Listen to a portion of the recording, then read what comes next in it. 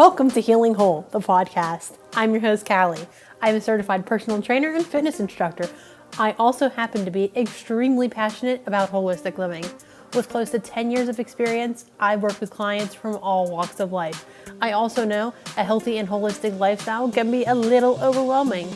I'm here to break it down for you and take you on my journey to healing whole. Remember, the materials and content within this podcast are intended as general information only and are not to be considered a substitute for medical advice or treatment.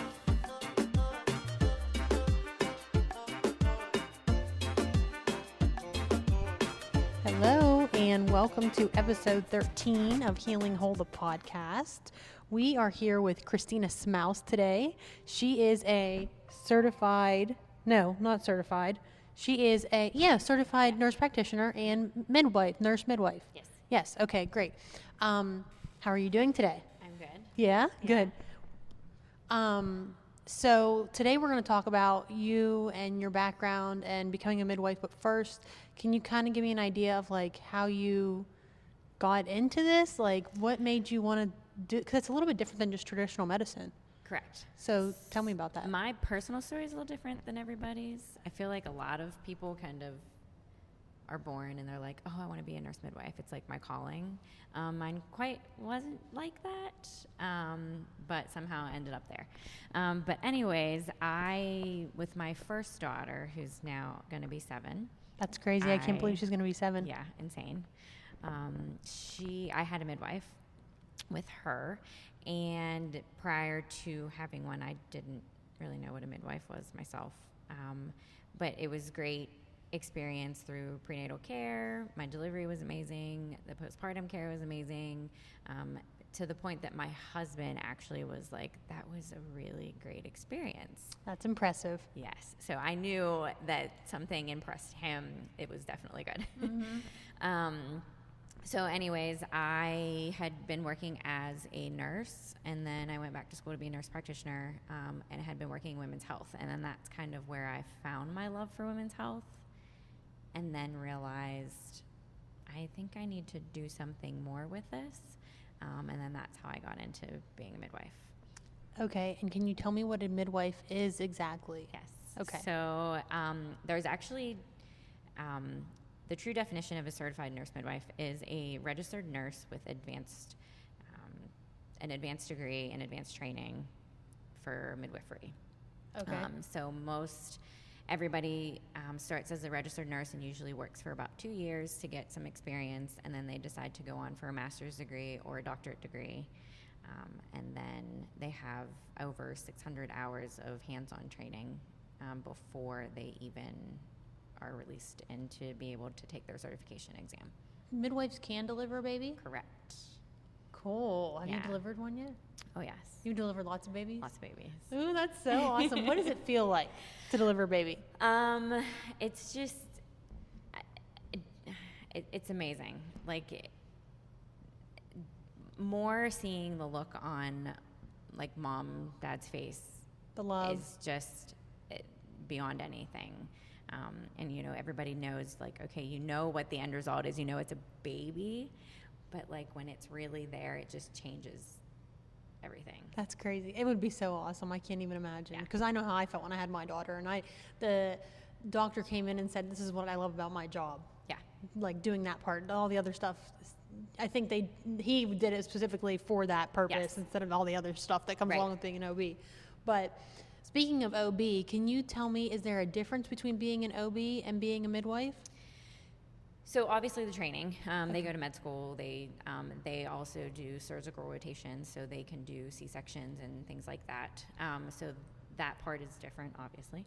But in the care, we all have the same end goal: happy, healthy mom and baby. But how we get there is just a little different. A midwife is a little bit more individualized care. Takes a little bit more extra time to get to know you and what your needs are. Not that maybe an OB wouldn't, but kind of a little less individualized and more just kind of clumped to, you do this at 28 weeks, you do X, Y, and Z. It's more personal. Correct.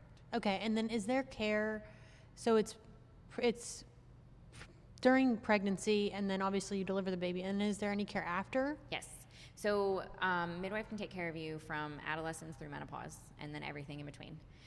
So in pre-pregnancy, pregnancy, delivery, postpartum, and then forever, and then take care of your babies when they get old enough. That's awesome. I did not know that. That's Yeah. really cool.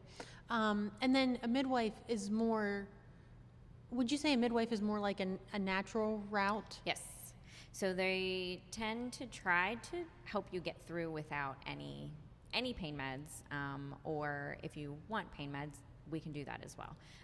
I practice in a hospital setting. I don't practice outpatient, so we have the ability to do IV pain medicine, epidurals, and things like that. But we also have all the other things where we sit with you and move you into different positions based on what type of pain you might be having, which kind of tells us the position of the baby, get you in a bathtub. Oh, that would be nice. I couldn't, they didn't do it at the hospital I was at. At McGee, they don't do water births, I Right. don't think, right? And I really wanted to do one because when I was pregnant, I would get horrible cramps. And the only thing to relieve it was in the tub. In the tub. So I wanted to have a water birth so bad Yeah. because I knew how much better I felt being in a tub than being out of it. Maybe down the road one day, but Yeah. So we don't actually do water birth, but we do like laboring in the tub. oh, but that's so and awesome. then kind of like getting you out and getting you. Yeah, you know. that's so awesome. So you said that your story is different and that you fell in love with women's study, like women's health. Mm-hmm. What made you fall in love with women's health? So while I was working as a nurse practitioner in women's health, I would see women. They would come in. I would take care of them for their yearly exams. I would see them. They got pregnant. I would take care of them while they were pregnant, and then they would go deliver with the doc, and then they would come back and see me postpartum, and then I'd keep taking care of them. So you missed the cool part. And I missed like the biggest part of their lives. And every once in a while, a patient would be like, "Oh, are you going to deliver my baby?" And I'd be like, "No, but I can still see you afterwards, and I can see you and do all the things before and after." And the one time that somebody asked me, I was just like, "Why can't I?" Like, yeah. So that was when I started looking into. They have a postmaster certification, so I already had a master's degree. Because you're your nurse practitioner. Yeah. Okay. So and also being that I worked in women's health for about 3 years before I even went back to school, a lot of my training was able to count towards some of my schooling as well. Awesome. Where did you go to school? All your schools, nursing, nurse practitioner? Nursing school went to Penn State Fayette. Okay, cool. And then got my associate's degree and my bachelor's degree. Very good. And then I got my master's for nurse practitioner at Carlo. And then I went online to Frontier Nursing, which is based in Kentucky, for midwife. Awesome. And you have 2 kids. 3 kids. You have 3 kids and you did all this. What's that like, having 3 kids and going to school for all this? I wouldn't know what life was unless it was chaotic, I think. Okay. So just thankful that my husband's a saint to allow me to do all of this. Yeah, that's great. So else I wouldn't be able to do any of it. So it was a lot. What would your suggestion be to people who are maybe interested in getting a midwife? Like, how do you go about finding the right midwife for you? So if we're talking just in this area, we don't really have anything in the immediate area, but Okay. there's a lot of doulas, which might bring a whole new subject up. Yes. Can you talk to me about what a doula is? So a doula is like a birth advocate, but can do more education and things. They are somebody that can help, kind of like a midwife, they just don't do the delivery. If Okay. that makes any sense. Okay. But they can coach you, they can give you education beforehand. A lot of them do educational classes. And they have to get certified to be you have to get certified to be a Correct. doula. Mhm. Okay. And they can come with you into the hospital. A lot of women like to have them at home and kind of while they're having some contractions and then go to the hospital together. They will do a lot of postpartum care with you at home and teaching and breastfeeding, and like they are just Oh, that's great nice. Yeah. So doulas can work together with midwives. Yes. Do you have doulas that work with you at the hospital, or We don't, any- but a lot of our patients kind of find them on their own and bring them with us. That's probably very helpful to with them. have a doula along with them, because then you're just such a.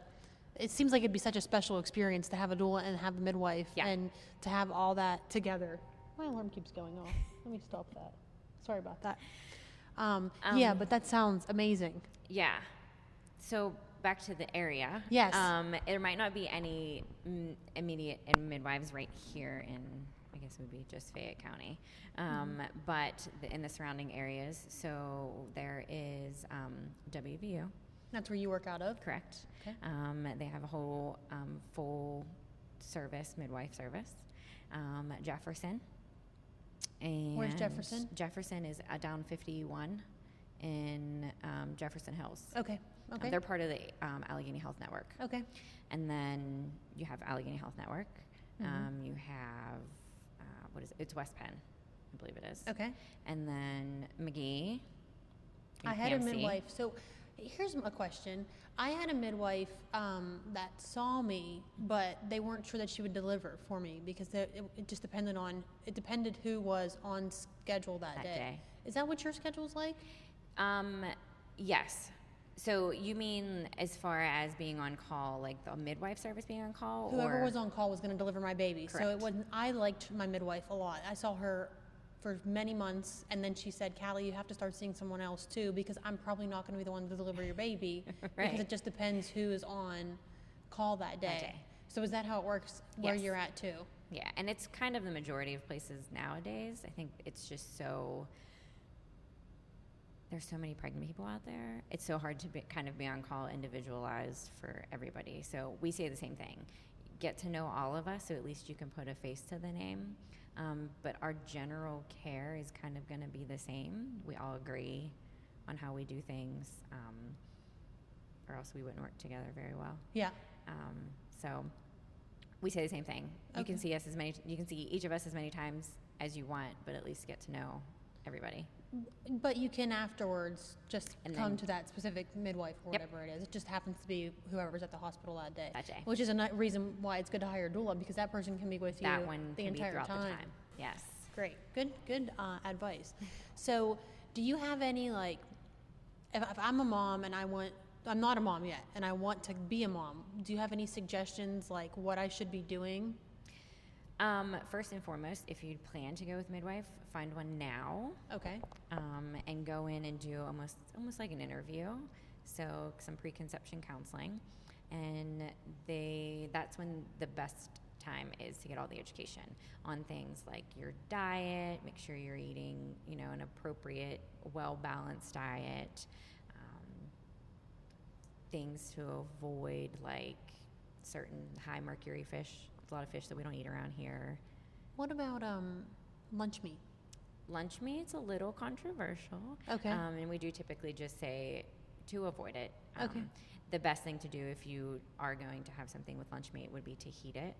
Okay. So I interviewed my midwife, and then I'm just coming to my midwife for care regularly. Yes. And then afterwards, I have the baby. It turns out great. And then afterwards, I can come back to the midwife, and you can help me along the way. Correct. Very Yes. nice. So we see you sometimes like 1 week postpartum. Definitely at 6 weeks. But again, that's another thing that a doula can help with too. Okay. Because they can kind of be there the more immediate, and come to your home.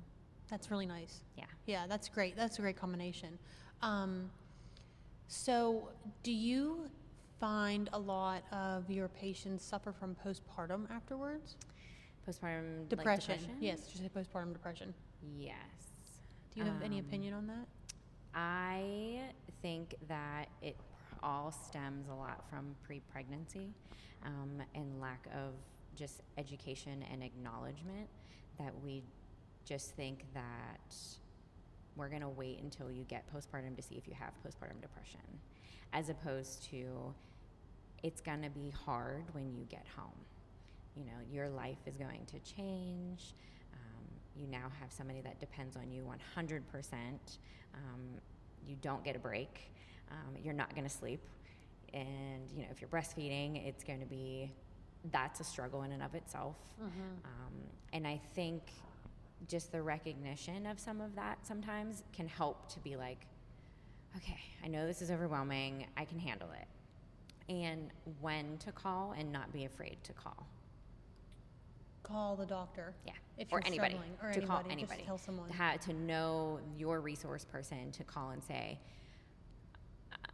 I need help. Okay. And then how about postpartum anxiety? When I had Annalise, I was petrified of everything. Like her head, I thought she had some kind of brain disease or something because her head was so like crooked. Yes. Again, pre-education. Something for simple as that would be how many times they come in and assess your baby?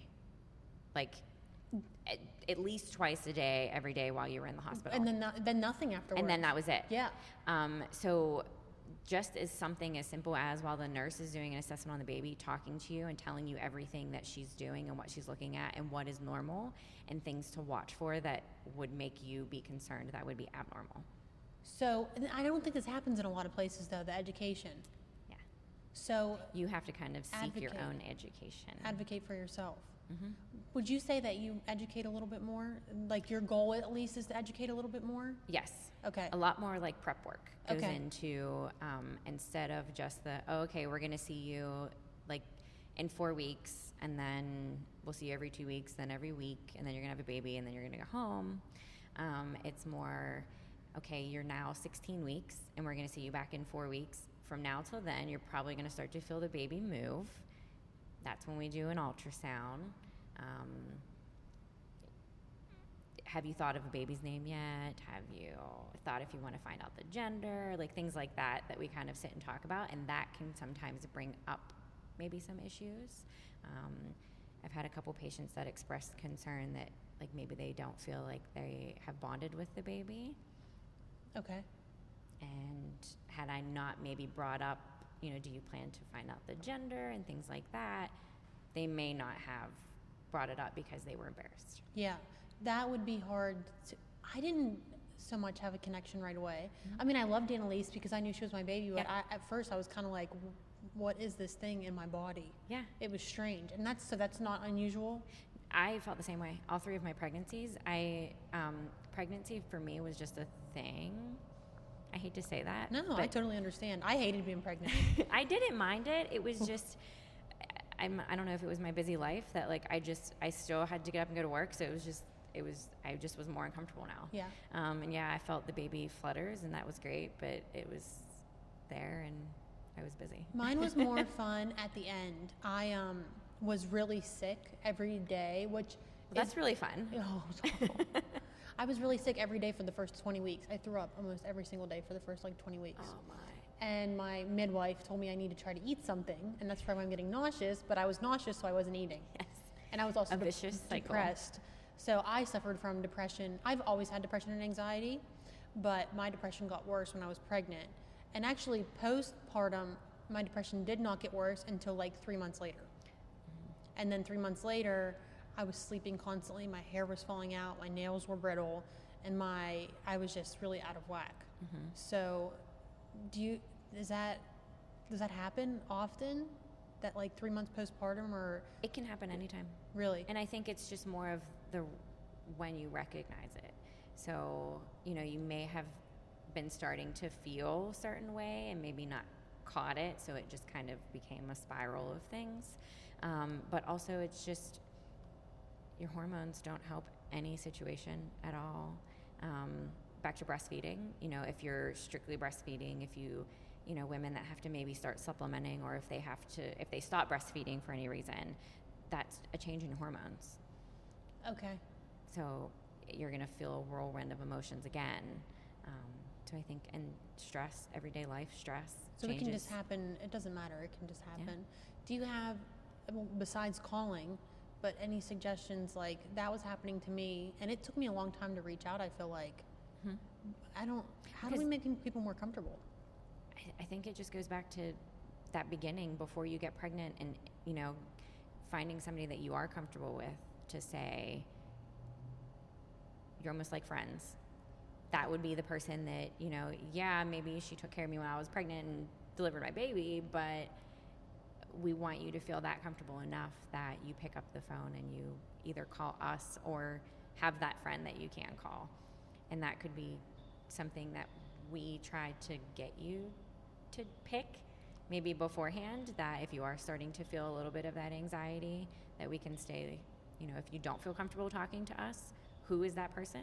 Or can we help you find that person? We have a a therapist that in our office. That's who amazing. Is amazing. That's great. I send so many patients to her, and I tell people all the time, listen, if you go and talk to her and it's just not your thing, that's fine. Go and see if it's your thing. And almost every time they come back and like, I'm so glad I talked to her. I go back next week. Like, Good. She's amazing. That's really nice that they have that in the office. Yeah. I think that's so important. I think that every mom, right after they have a baby, should have a therapist or something, because it's just our lives change so stinking much. So much. The rest of the world is still changing, and like they're doing their life. And you feel like you've stopped, like your whole world has stopped, and you have to try to figure out how to like make it go again. Mm-hmm. I'm a very routine human. I need routine, and until I get into that routine, and if somebody tries to screw with my routine, it's just not good. Yeah. So I can sympathize with other women that maybe feel that same way. Yeah, I feel that too. I like my routine.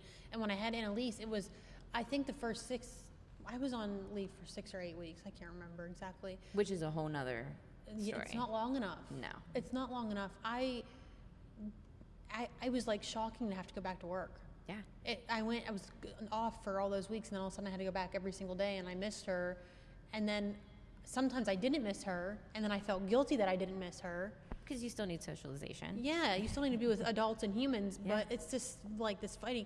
I think moms in general, and this is kind of off being midwife, but you see moms afterwards. Yeah. There's so much guilt in being a mom. Oh my gosh. I feel guilty every day going to work. What the heck? I could never be a stay-at-home mom. I couldn't either. love them all, and I give them more credit than any working mom. That is the hardest job ever. 100%. Because when I was my youngest he'll be 8 months at the end of the month, and I was off for 3 months, and I was itching to go back to work, and I felt guilty that I was itching to go back to work, but I needed another purpose, like more than just your life. I like the saying, you were someone before you were their mom. Yes.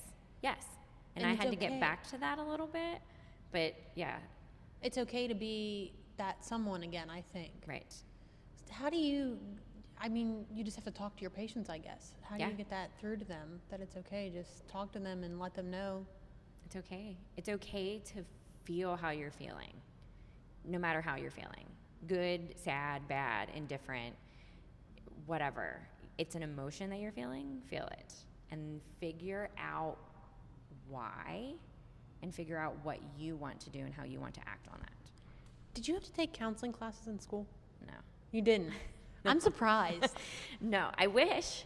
Yeah. Because I'm not going to lie, when I told you that most women are born and they're like, I was born to be a midwife, like it's my calling, becoming a midwife has completely changed my life. Has it? 100%. Like so many things have changed. Just give me an example. If you can think of one. If you can't think of one, it's okay. Just being holistic. So I've always been on the more holistic side of medicine, where I think every human doesn't want to be on medication if they don't have to be. I mean, I think that's just everybody. But have always tried to prevent, whatever I could. Trying to eat as good as you can in a busy life. And it's hard. Things like trying to make sure that my kids have a well-balanced diet, as much as my kid only eats pancakes and chocolate. So, but this becoming a midwife has pushed me even harder to want to do better. Very nice. And has opened so many doors of things to explore that is... Did you even know about them before, or did you know and you just were kind of shut off to them? Yes. Like I'm always open-minded to everything, and would never shut down anybody's ideas or their thoughts or anything like that, but just kind of was never really like, oh, okay, that's great. You don't want an epidural for your labor. Okay. I don't really know how to get you through that, but that's great. Now I can do that. Now I can help you. Yeah. So I'm not going to lie. I had an epidural with my first 2 kids. Oh, I had an epidural. Yeah. Absolutely, I had an epidural. I did not get one with my last one, but it wasn't my choice. Was it fast? Came way too quickly. Yeah. So, but again, midwife has changed my life, and his experience completely changed how I take care of my patients. How fast he came. Yeah. Just because I couldn't have an epidural, or else I would have had one. And certain things, that I remember, the whirlwind of walking through there, and 10 minutes later I had a baby.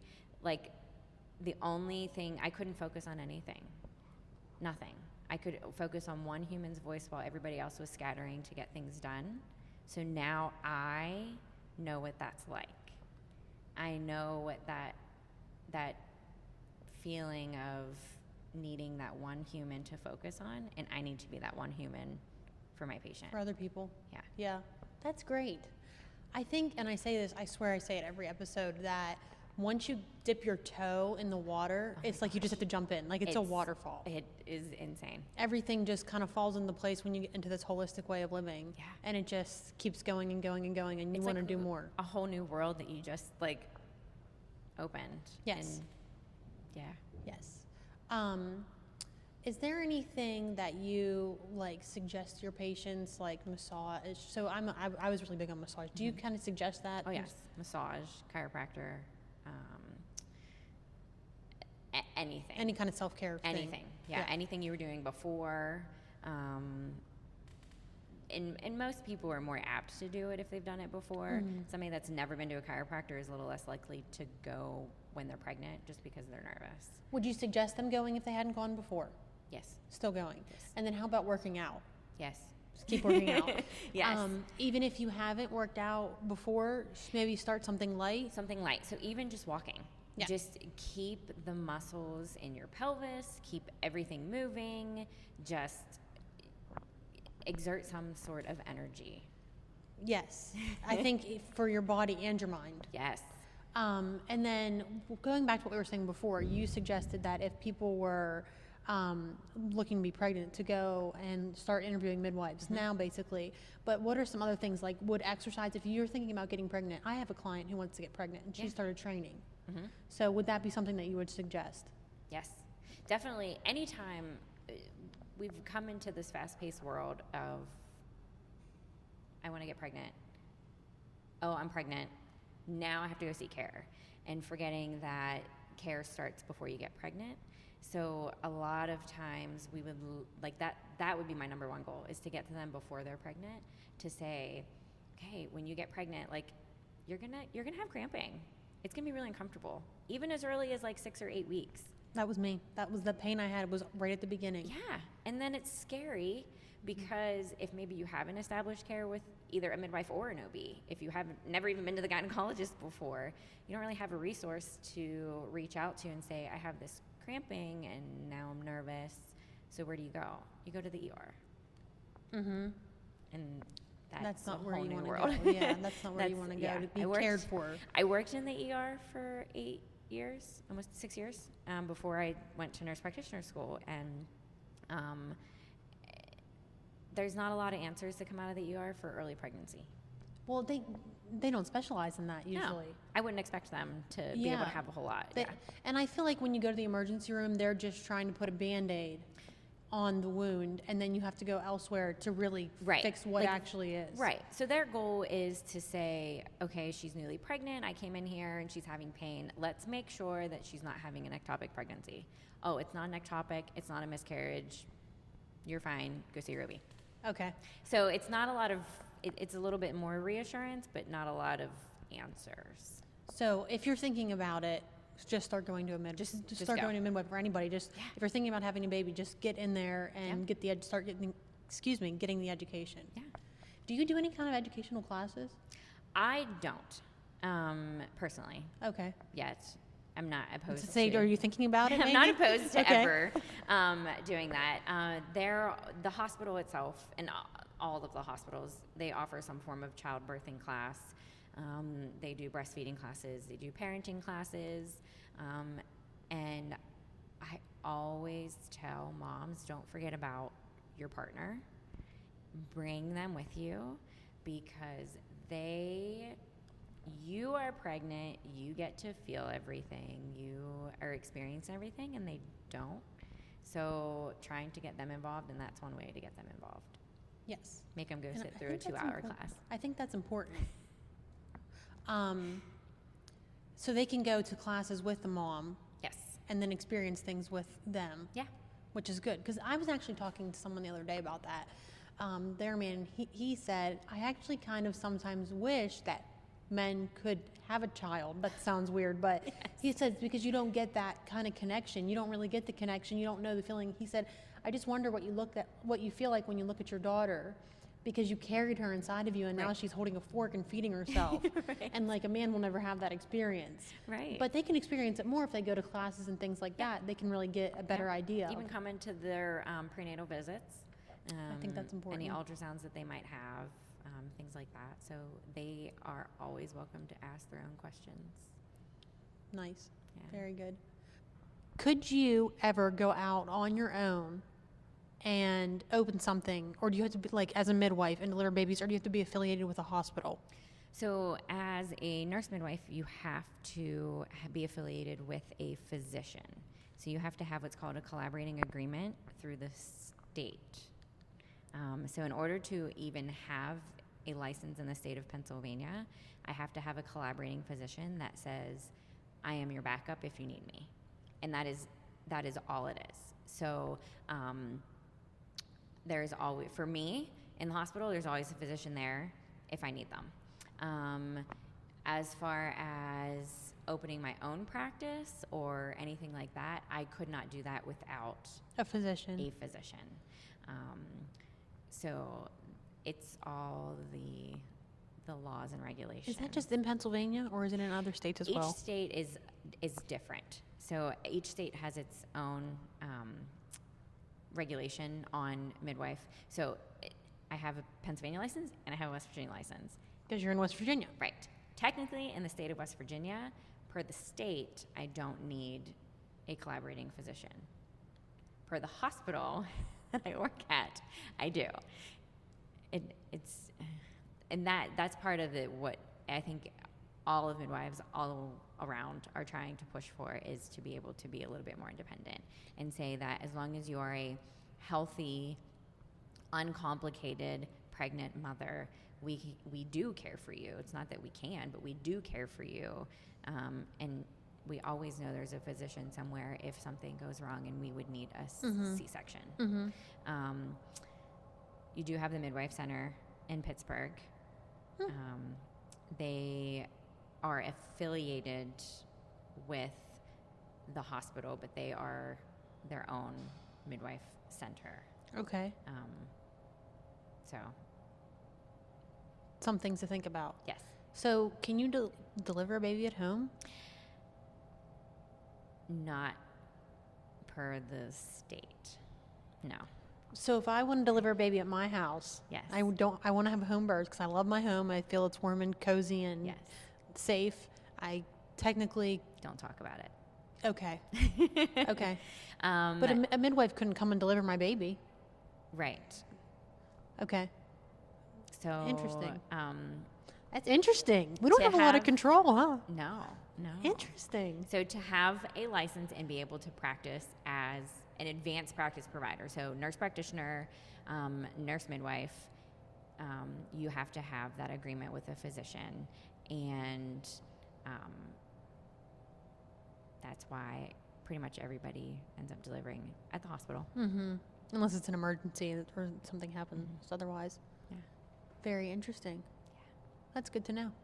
So hopefully someday that might change. I hope so. It was many, many, many years ago that you could deliver at home.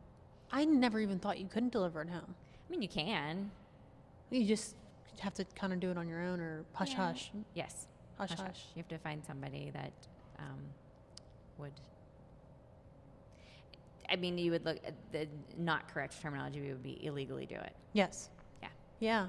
That's crazy. Yeah. Huh. Very interesting. Well, like I said, that's good to know. So maybe someday. Yeah, hopefully. I hope so. It would be great for Fayette County. It would be so good for Fayette County. It'd be good for anywhere. Yes. Yeah, Really, that would be absolutely. so amazing.